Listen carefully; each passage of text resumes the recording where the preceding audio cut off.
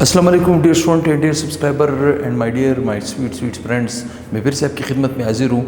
जैसे हमारा जो chapter number first S and P block के एलिमेंट्स का चल रहा था, उसमें हमने पीरियड को ए टू जेड फाइनलाइज कर दिया। अब हमारा ग्रुप शुरू हो चुका है। एक ग्रुप का लेक्चर मैंने दिया, बेसिक बुनियादी लेक्चर्स, वो आप में से स्टूडेंट्स ने अक्सर देखा होगा।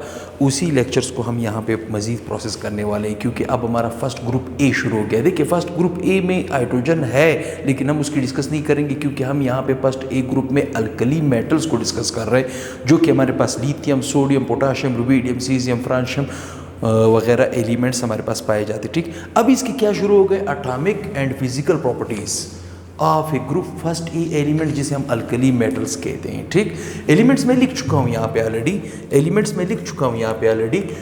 इसी एलिमेंट्स की हमने क्या डिस्कस करनी है, एटॉमिक रेडियस या एटॉमिक साइज। ठीक, सबसे पहले हम इसको डिफाइन करने, वैसे पिछले लेक्चरों में मैं इसको डिफाइन कर चुका हूँ, बहरहाल फिर भी यहाँ पे टॉपिक की मजबूरी को देखते हुए हम इसकी थोड़ी बहुत डिफिनेशन करेंगे। ठीक, एटॉमिक रेडियस या एटॉमिक साइज को हम किस तरह डिफाइन करते हैं, हम इसे इस तरह डिफाइन करते हैं, हम कह सकते हैं the average distance, the average distance between the center of nucleus and outermost electronic shell of an atom of an element, ठीक, is called एटॉमिक रेडियस। उसे क्या कहा जाएगा, एटॉमिक रेडियस कहा जाएगा या साइज कहा जाएगा। क्या कहा जाएगा, साइज कहा जाएगा। ये इसकी खूबसूरत डिफिनेशन आ जाएगी। बहुत से ऐसे स्टूडेंट हैं जो डिफिनेशन को पढ़ते हैं, सीखते हैं, रटा लगाते हैं, लेकिन उनको डिफिनेशन की समझ नहीं होती। देखिए, हम डिफिनेशन में एक पॉइंट वाजे कर चुके हैं कि अगर हम किसी भी एटम का एटॉमिक साइज या रेडियस की बात करेंगे, तो डिपेंड करता है एटम के ऊपर, सपोज मेरे पास एक एटम है एक्स, फिर दूसरा एटम मेरे पास है वाई। ठीक, इस एटम के पास 3-4 शेल है, इस एटम के पास 2 शेल है। ठीक, अब शेल उस वक्त तक एग्जिस्टेंस रख सकता है जब तक उसके अंदर इलेक्ट्रॉन हो। देखिए, अगर मैं कह रहा हूँ एक्स नामी एटम के पास 4 शेल है, तो यहाँ पे इलेक्ट्रॉन लाजमी होगा। अगर इलेक्ट्रॉन नहीं है तो शेल नहीं है। ठीक, अगर वाई नामी एटम यहाँ पे मैं रिप्रेजेंट कर रहा हूँ, यहाँ पे मैं इसके कह रहा हूँ कि 2 शेल है, तो दूसरे शेल में एक कम से कम एटलीस्ट एक इलेक्ट्रॉन होना चाहिए। ठीक, अब इस एटम का न्यूक्लियस का ये सेंटर है, इस एटम का न्यूक्लियस का ये सेंटर है, यहाँ से यहाँ तक फासला, यहाँ से यहाँ तक फासला, ये क्या कहलाया जाता है, रेडियस। मैथमेटिक्स वगैरह में, फिजिक्स वगैरह में आप लोगों ने पढ़ा होगा, एक हम सर्कल बनाते हैं। ठीक, अगर सर्कल के ऊपर पूरा लाइन इस तरह ड्रा कर दें तो इसे हम कहते हैं डायामीटर। क्या कहते हैं, डायामीटर। लेकिन अगर इस सर्कल का मैं आधा लूँ, सेंटर से लेकर आउटर मोस्ट बाउंड्री तक, अगर मैं इसका इस तरह लूँ, सेंटर से लेकर आधा लूँ, चाहे मैं उस डायरेक्शन में लेता हूँ, चाहे मैं इस डायरेक्शन में लेता हूँ, चाहे मैं इस डायरेक्शन में लेता हूँ, जिस डायरेक्शन में भी मैं उस सर्कल का आधा लूँगा, सेंटर से लेकर आउटर बाउंड्री तक, वो हमारे पास कहलाया जाता है रेडियस। क्या कहलाया जाता है, रेडियस। हम इस वक्त रेडियस की बात कर रहे हैं। रेडियस किसकी बात कर रहे हैं, रेडियस, जिसे उर्दू में रदास वगैरह कहा जाता है। ठीक, यही बात हम यहाँ पे डिफिनेशन में वाजे कर चुके। The average distance between the centre of nucleus के सेंटर से जो आपका एवरेज डिस्टेंस शुरू होगा, and outermost electronic shell of an atom. देखिए, अक्सर स्टूडेंट कहते हैं आउटर मोस्ट शेल, रुक जाते, गलत। आउटर मोस्ट, यहाँ पे देखिए एक लफ्ज मैंने लिखा है, आउटर मोस्ट इलेक्ट्रॉनिक शेल, मतलब वो शेल जिसमें इलेक्ट्रॉन हो, electronic shell of an atom of an element. किसी एलिमेंट का अगर हम एक एटम लेंगे, उस एटम के आखिरी शेल में मौजूद इलेक्ट्रॉनों का फासला वहां से लेकर उसके सेंटर तक, वो कहलाया जाता है एटॉमिक रेडियस या एटॉमिक साइज कहलाया जाता है। ठीक, बुलेट पॉइंट में लिख चुका हूँ, यहाँ पे और भी मटेरियल लिख चुका हूँ, क्योंकि ये एटॉमिक साइज हर एटम का एक्सपेरिमेंटल डेटा है। हम अगर चाहे भी हम यहाँ पे कोई डायरेक्ट ट्रिक आपको नहीं बता सकते इसका। बहरहाल देखा जाए, देखिए हमारा टारगेट है अल्कली मेटल्स। कौन सा? Alkali metal. अल्कली मेटल में कौन से एलिमेंट होते हैं? Lithium, sodium, potassium, rubidium, caesium, francium.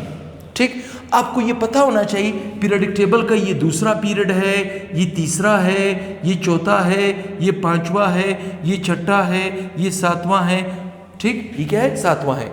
अब गौर से सुने, ये चीज़ भी आपके जहन में होनी चाहिए कि अगर कोई एलिमेंट, कोई एटम किसी दूसरे पीरियड में मौजूद है तो उसके पास 2 शेल होंगे। ठीक, और अगर तीसरे में मौजूद है तो 3 शेल का मालिक होगा, और अगर चौथे में मौजूद है तो 4 शेल का मालिक होगा, और अगर पांचवें में मौजूद है तो 5 शेल का मालिक होगा, और अगर छठे में मौजूद है तो 6 शेल का मालिक होगा। कितने शेल का मालिक होगा? 6। और अगर 7वें में मौजूद है तो उसके पास कितने शेल्स होंगे? 7। 1 2 3 4 5 6 7 शेल होंगे। ठीक, अब अगर इसके पास 2 शेल है तो इसका इलेक्ट्रॉन दूसरे शेल में आखिरी पड़ा होगा। अगर इसके पास 3 है तो यहाँ पे इलेक्ट्रॉन पड़ा होगा, इसके पास 4 है तो यहाँ पे इलेक्ट्रॉन, 5 है तो यहाँ पे, 6 है तो यहाँ पे, और 7 है तो यहाँ पे। कॉमन सेंस की बात है। देखिए, यहाँ से यहाँ तक फासला, यहाँ से यहाँ तक फासला, यहाँ से यहाँ तक फासला, यहाँ से यहाँ तक फासला, यहाँ से यहाँ तक फासला, यहाँ से यहाँ तक फासला। तो हम जब ऊपर से नीचे की तरफ आ रहे हैं, एटम का साइज बढ़ रहा है, बढ़ रहा है। बढ़ने की वजह से क्या होगा? फासला बढ़ेगा। और एटॉमिक रेडियस, चूंकि हम एटम के फासले की बात कर रहे हैं, तो एटम तो बहुत ही स्मॉलेस्ट पार्टिकल है। ठीक, तो उसका रेडियस हम किस में लेंगे? पिकोमीटर में। किस में लेंगे? पिको में। जैसे लिथियम का साइज मेजर किया गया है 152 पिकोमीटर। ठीक, सोडियम का 186 पिकोमीटर, और पोटाशियम का 227 पिकोमीटर, और रुबिडियम का 248 पिकोमीटर, और सीजियम का 265 पिकोमीटर, और इसी तरह फ्रांशियम का 348 पिकोमीटर। ठीक, ये सारे फासले किस में लिए गए हैं? पिकोमीटर। तो कॉमन सेंस की बात है, ऊपर से नीचे की तरफ आ रहे हो, साइज बढ़ रहा है, साइज बढ़ रहा है, एटॉमिक रेडियस बढ़ रहा है। ठीक, अब इससे होगा क्या? अब इससे होगा क्या? यहाँ पे देखिए, कुछ पॉइंट्स में लिख चुका हूँ ऑलरेडी। देखिए, the atomic radius of alkali metal increases as we move down the group. ऊपर से नीचे की तरफ आ रहा है, देखिए साइज बढ़ रहा है। ठीक, साइज क्या हो रहा है? बढ़ रहा है। दूसरा point, this is due to the, किस वजह से? This is due to the increase in the number of shell.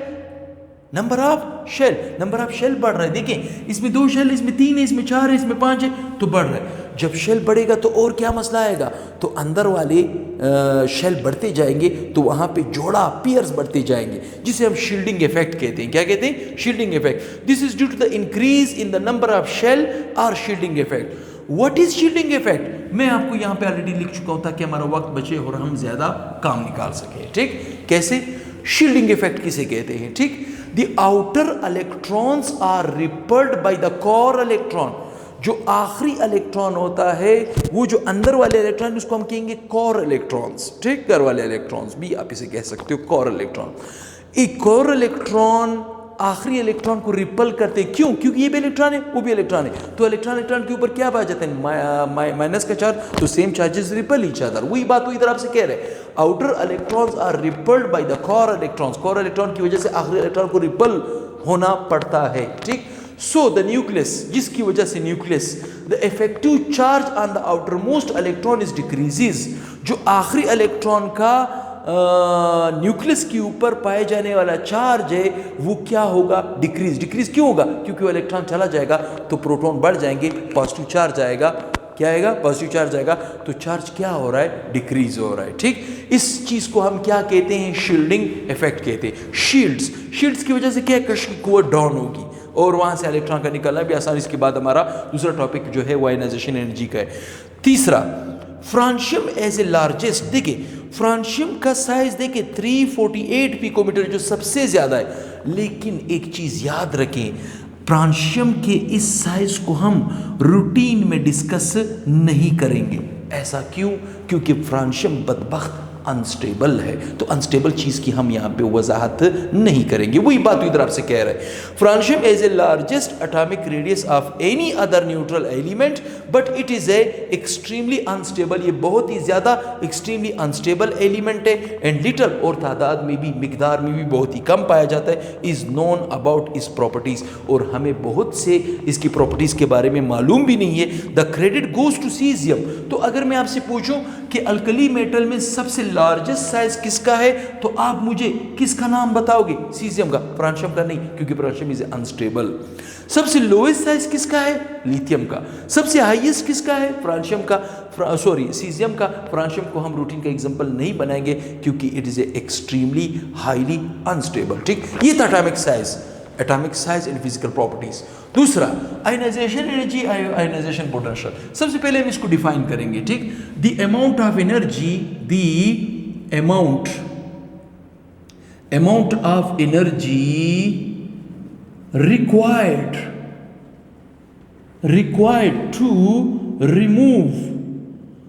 to remove the last electron from outermost shell in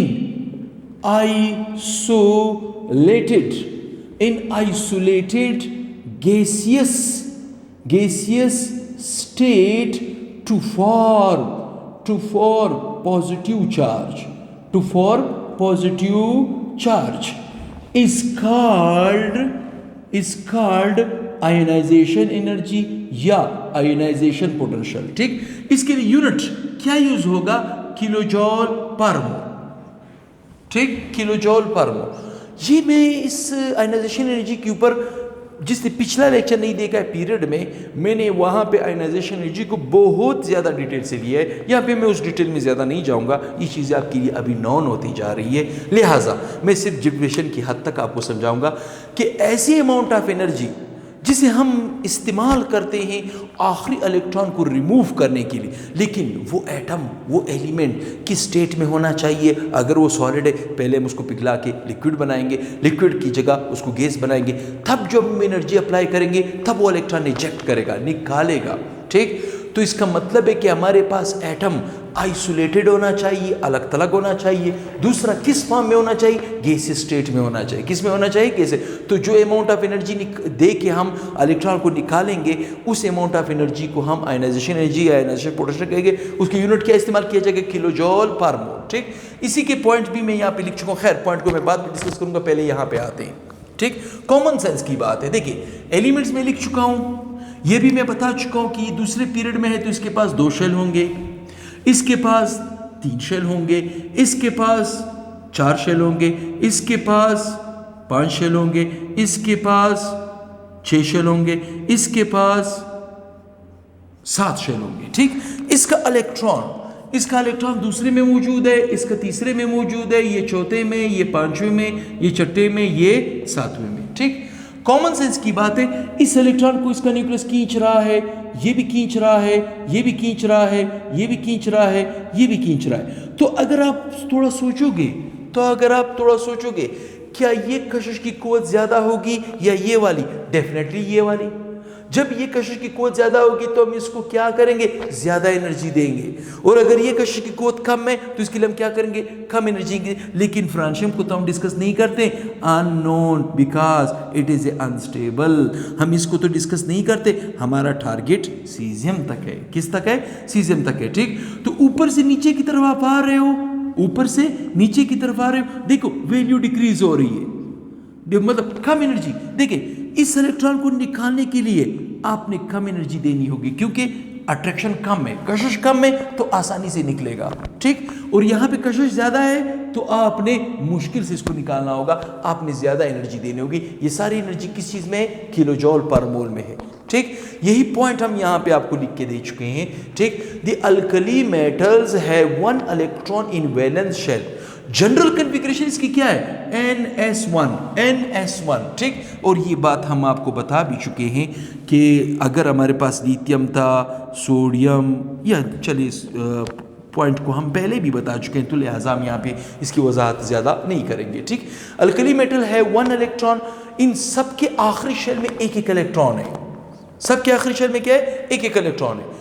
this ns1 electron is loosely bonded, बहुत ही loosely bonded है to the nucleus and the electron can detach easily, electron आसानी से निकल सकता है, जब loose is bonded हो तो इलेक्ट्रॉन आसानी से निकल सकता है।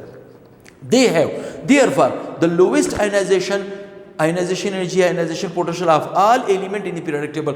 Periodic table में जितने भी एलिमेंट्स हैं उनके मुकाबले में सबसे कम एनर्जी का मालिक है आयनाइजेशन एनर्जी। और एक चीज़ याद रखें, जब आयनाइजेशन एनर्जी कम होगी, जब आयनाइजेशन एनर्जी कम होगी तो कशिश की कुव्वत कम होनी चाहिए। ठीक, 10 they are powerful reducing agent. यहाँ पे एक लफ्ज़ मैंने फिर लिखा है रिड्यूसिंग एजेंट, ये भी आगे जाके हमें बहुत ज़्यादा इसके ऊपर डिटेल देना पड़ेगा। रिड्यूसिंग एजेंट तो मैं यहाँ पे लिख रहा हूँ रिड्यूसिंग एजेंट। रिड्यूसिंग एजेंट अक्सर स्टूडेंट भूल जाते हैं कि रिड्यूसिंग एजेंट क्या है, रिड्यूसिंग एजेंट क्या है। ठीक, रिड्यूसिंग एजेंट को हम इस तरह डिफाइन करते हैं, reducing agent are those agents, ठीक, are those agents which reduce the other, but itself oxidized is called reducing agent। इसका मतलब है ऐसा एजेंट जो दूसरे को इलेक्ट्रॉन लेने पे मजबूर करे, खुद प्यार से इलेक्ट्रॉन दे। और एक चीज़ याद रखें, जो एटम प्यार से इलेक्ट्रॉन देते हैं वो प्यार से पॉजिटिव चार्ज बनाते हैं। क्या बनाते हैं? पॉजिटिव चार्ज बनाते हैं। ठीक, पॉजिटिव चार्ज बनाते हैं। इसका मतलब है जो भी एटम आसानी से पॉजिटिव चार्ज बना रहा हो, हम उसे उतना अच्छा मेटल कहते हैं। इट मीन्स पीरियोडिक टेबल में जितने मेटल है वो सारे के सारे रिड्यूसिंग एजेंट है। तो मेटल्स आपके पास क्या हुआ? Reducing agents. ठीक, क्योंकि ये आसानी से इलेक्ट्रॉन को लॉस करते हैं। ठीक, खैर इसे आगे जाके प्रैक्टिस में भी लाएंगे, फिर आपको ये पॉइंट ज़्यादा क्लियर हो जाएगा। इसके बाद ionisation potential of alkali metal decreases down the group. ऊपर से नीचे की तरफ देखें, आयनाइजेशन एनर्जी क्या हो रही है? कम हो रही है। This is due to the decrease in atomic size की वजह से। ठीक, उम्मीद करता हूँ किसी ने स्क्रीनशॉट लेना हो तो वो ले सकता है। ये छोटे छोटे टॉपिक्स थे 2 जिनको मैंने एक ही लेक्चर में फाइनलाइज किया, तो गालिबन समझ आ गया होगा। इसमें और इतना ख़ास नॉलेज नहीं है, अभी नॉलेज आ रहे हैं। आगे हमारे पास केमिकल रिएक्शन स्टार्ट हो रहे हैं, तो उसमें हम आपको फिर अच्छे ग्रिप्स और अच्छे पॉइंट्स आपको प्रोवाइड करेंगे। ठीक, तो मेरे चैनल को ज़्यादा से ज़्यादा शेयर करें, ज़्यादा से ज़्यादा सब्सक्राइब करें। किस नाम से? क्वेटा साइंस एकेडमी के नाम से। मैं आपका exactly Balochistan board, Sindh board और खैबर पख्तूनख्वा बोर्ड और फेडरल बोर्ड को पढ़ा रहा हूँ। पंजाब का कोर्स थोड़ा सा डिफरेंट है। बहरहाल पंजाब का कोर्स के ऊपर भी मैं अभी काम स्टार्ट करने वाला हूँ। इंशाल्लाह बहुत ही जल्द पंजाब के कोर्स को भी मैं स्टार्ट कर दूँगा। वीडियो बनाना आसान काम नहीं है, बहरहाल मैं कोशिश करूँगा ज़्यादा से ज़्यादा आपको नॉलेज दे सकूँ। दुआ में याद रखें। इंशाल्लाह नेक्स्ट वीडियो के साथ मैं बहुत ही जल्द दूसरे दिन हाजिर होऊंगा। हर दूसरे दिन आपको 7, 7:30 या 8 बजे आपको इंशाल्लाह जो सब्सक्राइबर है उसको वीडियो मिलता जाएगा प्रॉपर टाइम पे। तो दुआ में याद रखें। नेक्स्ट वीडियो के साथ बहुत जल्द हाजिर होऊंगा। अल्लाह हाफिज़।